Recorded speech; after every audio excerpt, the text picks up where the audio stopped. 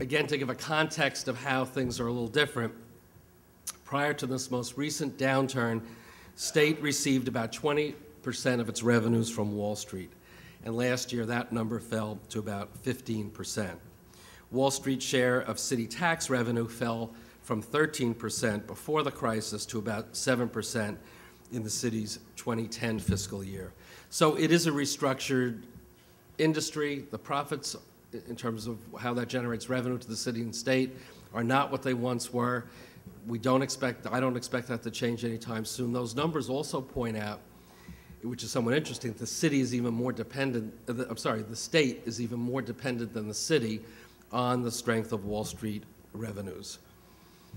So these drops occurred despite an increase in personal income tax rates for upper income taxpayers.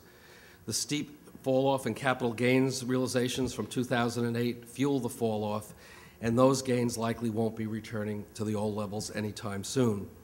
Regulatory reforms, very much the focus of debate in Washington, and now starting to be implemented, or at least to be anticipated, are having a significant impact on the operations of the securities industry.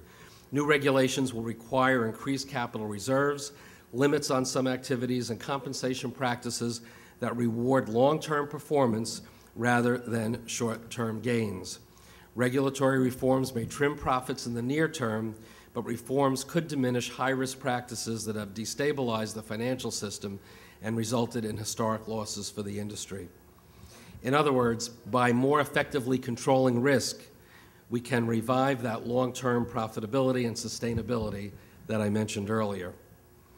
As long as other international financial centers keep what they're doing and the playing field stays the way it is, I believe New York City will continue to retain its worldwide leadership position in the securities industry. Another important component of how we analyze Wall Street and its impact is the bonuses that are going to be paid out. As you know, our office produces an annual report on Wall Street bonuses. We expect to do that early in 2011. Right now, based on what we're seeing, it looks like the cash bonus pool for 2010 may be smaller than last year. Following up on my earlier comments, as revenues, profits, compensation have trended downward this year. But the average bonus may be larger since the pool would be shared among fewer workers. So it could be a slightly different trend than last year. Again, just to emphasize the point, even with Wall Street returning to profitability, Wall Street revenues, even if the bonus pool is better than projected right now, it's not going to be enough to bail us out of our current budget shortfalls on the city and the state level. Economic growth clearly has a direct impact on our state spending. We need that growth to kick into high gear. It hasn't yet. A consequence of the recession, of people not being employed, of people being laid off, is that at a time that our revenues have been down because of diminished economic activity in a host of areas, not the least of which would be if people aren't working, they're not paying personal income taxes, they're not spending, sales tax doesn't come in the same way. We also have people that have needs, turning to government more and more. Entitlement programs like Medicaid rolls going up. So we've had this very difficult situation where spending is actually in probably the highest cost growth area of our state budget, healthcare dollars, Medicaid. That spending is going up at precisely the time that our revenues have been coming in below projection. Because New York entered the recession, New York State I'm talking about now, with a significant existing structural budget imbalance, the state has been in a particularly weak position to address that challenge of diminished revenue and a required increase in spending. The budget that was put in place this year did not address that structural imbalance. It relied on over $16 billion in non-recurring resources to maintain spending level. What we've seen as this budget year has unfolded, general fund tax collections have grown 5% year over year through November 30th, but compared to projections of what was anticipated or how the budget was built in terms of revenue expectations, they must grow between now and the remaining 4 years of our fiscal year. Our fiscal year ends March 31st, by nearly 11% in order to meet the expectations in the Division of the Budget's updated financial plan. I don't expect that to happen unless some miracle you all leave this breakfast and spend an awful lot of money on holiday gifts.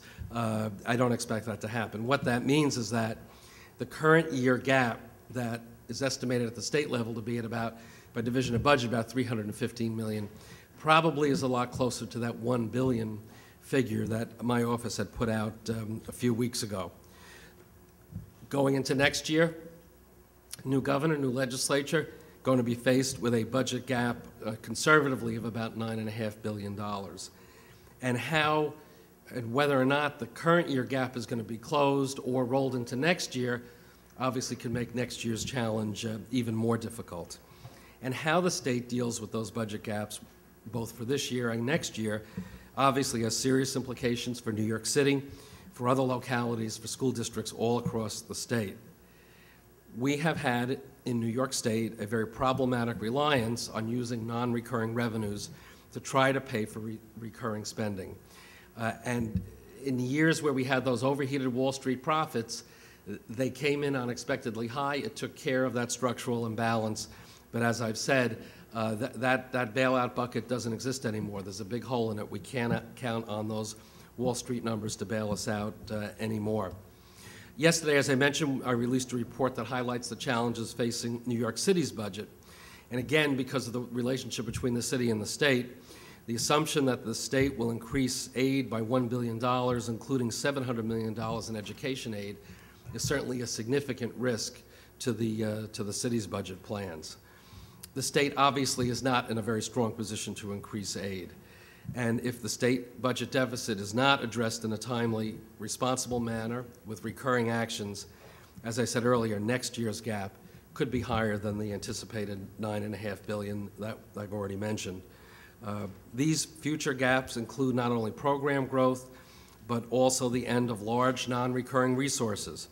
The federal stimulus money, about $6 billion, the temporary personal income tax surcharge, also generating about $5.8 billion this year. The stimulus money being spent down, tax increases starting to expire.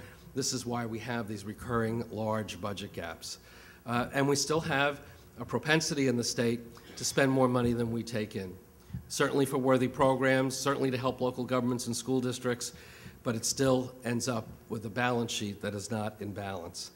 It is critical, if New York is going to emerge stronger and learn some lessons from these tough economic times, that we address the current budget crisis thoughtfully and with full engagement and participation of our local government partners and key stakeholders, such as organized labor, businesses, not-for-profit groups, and taxpayers.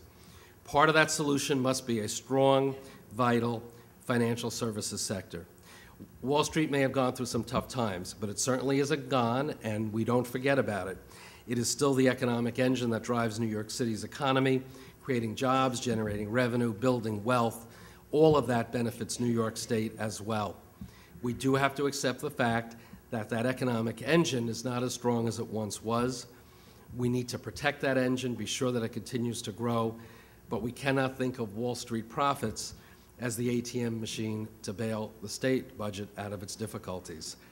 As difficult as these challenges are, we're New Yorkers, we're strong, we've been through tough times before. We know how to make hard choices when pressed, and as long as we have everybody around the table and sharing in the solutions, I believe we will come up with the right solutions. We are the city and the state of energy and enthusiasm and intellectual capital, of entrepreneurship. That's why Wall Street's in New York, because this is the place of strong ideas and strong people. And I certainly see organizations like Balcony that does such a great job of pulling divergent stakeholders together as being one of the voices that we need to have at the table as we grapple with these difficult times and try to move our city and our state forward. So there's some good news, starting to look a little better. We still have a ways to go, and it's certainly a different reality in terms of Wall Street and our budget today compared to what it was before the meltdown happened. So thanks once again for taking the time to listen to me, and you're going to hear even a more impressive presentation from the City Controller in a moment. Thank you.